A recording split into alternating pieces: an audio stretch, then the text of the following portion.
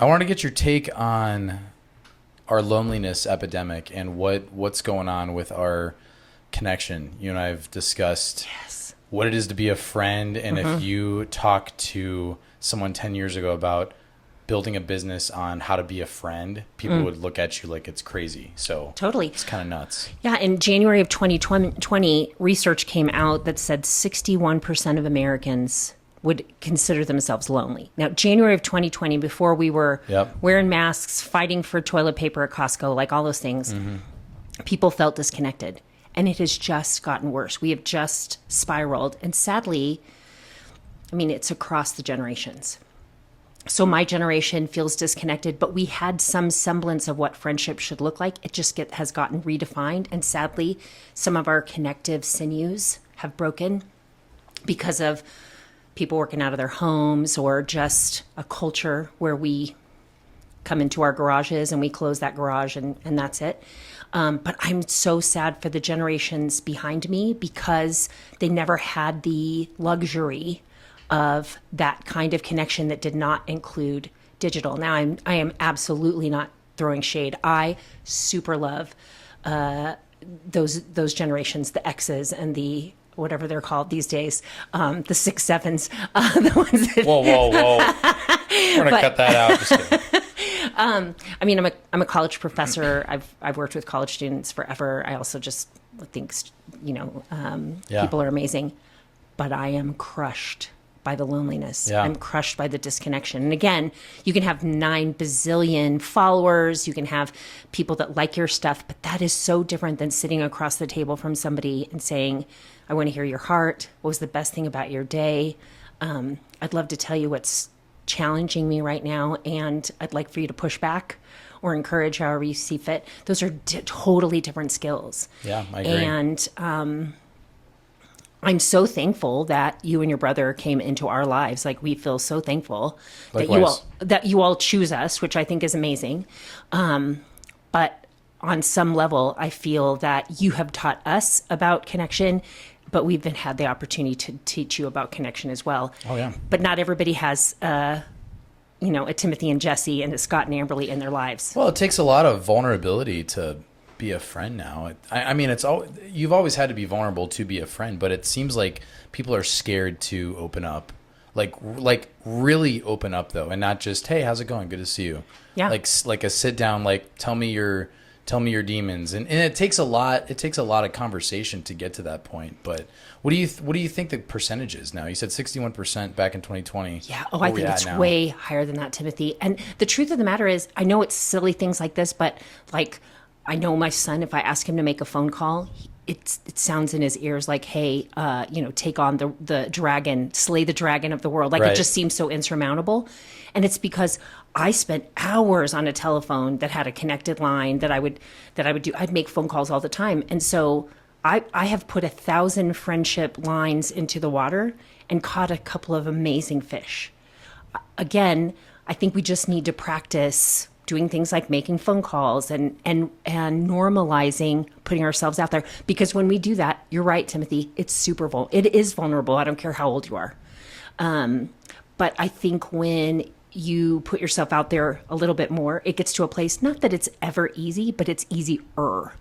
And I always challenge people. I love when somebody's like, okay, great, so I'm lonely, what do I do? And I'm like, find your people. Mm-hmm. So if baking is your thing, you can't get enough of the Great British Baking Show, by all means, I mean, sure, go to the UK, that'd be great. But, take a baking class, find your people. Join a Facebook group. I know you're like, oh my gosh, Facebook, but they have like Facebook hiking groups. You're talking Facebook here and like corded phones. I know. Jeez Louise. I know AARP is at the door, but anyway, but I'm just saying, like, find your interest group, because when you're doing the thing that makes your heart sing, that you're like, oh my gosh, I totally dig this, you are a fuller, richer friend, and you're more apt to find people who connect with that. Right. So yeah. For the first time in my life, I have a bunch of girlfriends who I adore and I'm so thankful for. We are so different, and that's okay. That's actually the click. I mean, yes, we're all strong women. We're all opinionated, but we're all opinionated about very different things. Right. And we honor each other. We respect that. And how long do you think it took you to kind of get to that point? Because you said, I mean, this is slightly newer, because I mean, you and I talk about, you know, in your 20s or even in your teenagers, like how long does it take to, you know, start a relationship with somebody? Yeah. So That's a good question. The problem is, I'm not sure anybody at 12 or 13 knows how to be a friend. You know how to be a 12 or 13-year-old. And so you learn those skills. But the only way you do that is for you to get with other people who are, you know, and again, the online community, albeit awesome, is not going to give you those skills. And so at 12 or 13, I was like, do you like me? Do you want to be my friend? Yes or no? Check the box, right? That's not great friendship. That's just the beginning. But then it grows to finding people who are like-hearted or like-minded or not, and exploring what that looks like. And I'm going to tell you, I hope this is not like discouraging, but I'm 56. I met this friendship group at 53 that I'm finally like, oh, this is the groove. This is what the movies are made about. Well, and not to be discouraging, but I mean, this is coming from you you're a speaker, you're an author, you've done all these things, and it's really fascinating to me. And I'm crazy about connection. Yeah. Like I'm so committed to helping other people find connection. Right. Not like a Mayenta, but have I got a match for you? But Sure. I do love when people are thriving in community. I think it's so important. I personally am a Christian, and there are 52 verses in the New Testament. They say one another. Why? Because we're not supposed to do life by ourselves. And whether you embrace that as true, look at the brain research. We are not designed to do life by ourselves. Right. And so I don't mean to be discouraging, but I think I certainly had friends along the way, but I don't think I totally understood exactly what I needed. It's like if you wrote a dating profile, right? Long walks on the beach, pina coladas getting caught in the rain, or whatever the thing is, right? I don't think we ever spend enough time doing that kind of ideation with friends. What I'm looking for is somebody who can listen to me fully without judgment or trying to fix it. Or I need somebody who's willing to take a walk with me periodically, or I need somebody who's willing to rub my head when the day is really challenging, or meet me for a glass of wine, or whatever the thing is. Yeah. I don't think up to this point I knew what I really needed. And so there was no way I was going to put that out into the universe and get what I really needed until I knew what I really needed. Yeah. So please, please, please, please learn from the little old lady with the AARP people calling. Figure it out what it is that you need. Not just somebody that we can party on Friday night, but really like, what is it that you need? I need somebody to pick up the phone when I call, or love me enough to not pick it up because they're not codependent and call me when they have the opportunity and they can be fully present. You know, figure out what that is. Well, and you and I both know that there's people in our lives, probably more you than me, but that just want to be friends with everybody. And then there's just, it's all surface level, and there's just no connection whatsoever. Right. And I think it's a beautiful thing, because I do it. It's a beautiful thing to know people's names and to get people on that. But if we don't delve deeper than the actual surface level, I don't think we're getting to what we need to be getting at. So when I was a little kid, I came home because somebody had hurt my feelings. I had entrusted them. I'd been vulnerable and I got squished. Yeah. And my mom said, the problem is you're entrusting your heart with a 5 friend. And what she meant by that is a 5 friend is somebody like, you know, from school, or you see them out at work or whatever. But that doesn't mean you're supposed to share your secrets with them, or, you know, you're supposed to tell them all the crazy things about you.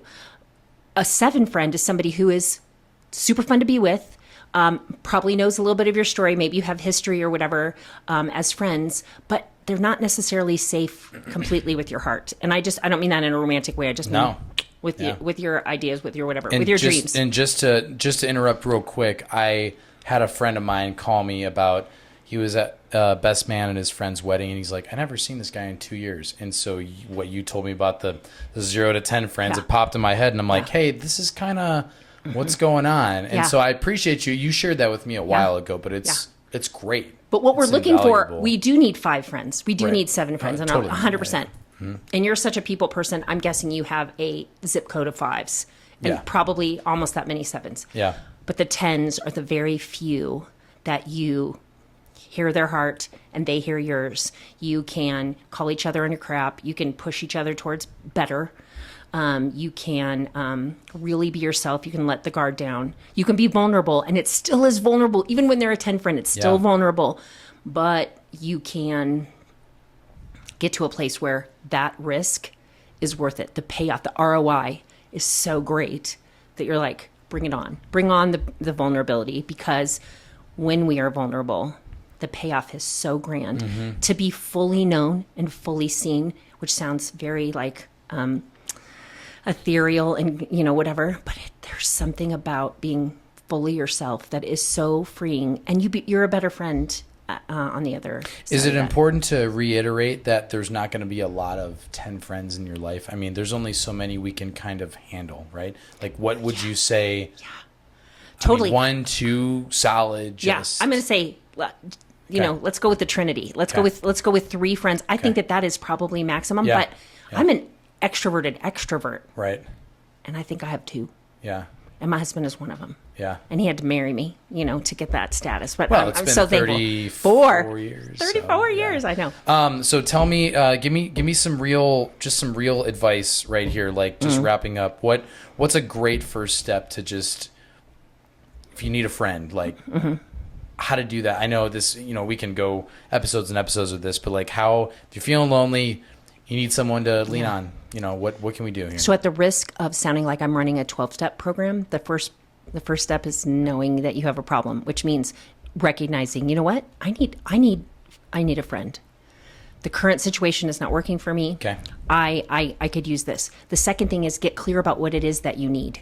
Again, if you need somebody to go garage selling with you on Saturday mornings, or you need somebody to watch the game 5 of the NBA playoffs. If that's your thing, then so be it.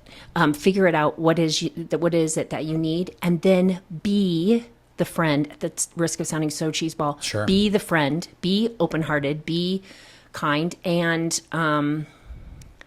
maybe even pursue somebody that you see that's in the same kind of disconnected, isolated boat that you're in. I am, again, going back to the 61%. Right after that, in 2022, this wasn't even COVID. The results just finally came out that most Americans don't feel like they have anybody to tell their secrets to. Yeah, that's crazy. A rough place to be. So let's be the people that decide what it is that we need, and pursue it, and be open-hearted in the process. This is Amberly Neese. Thank you for coming on. We keep these short and sweet, so I appreciate that. We're going to have you on again. Love to delve more into this. Thank you all for joining. Like, comment, subscribe. Appreciate every single one of you. Thank you. I love you. Cherish you. Keep on refining. Cheers.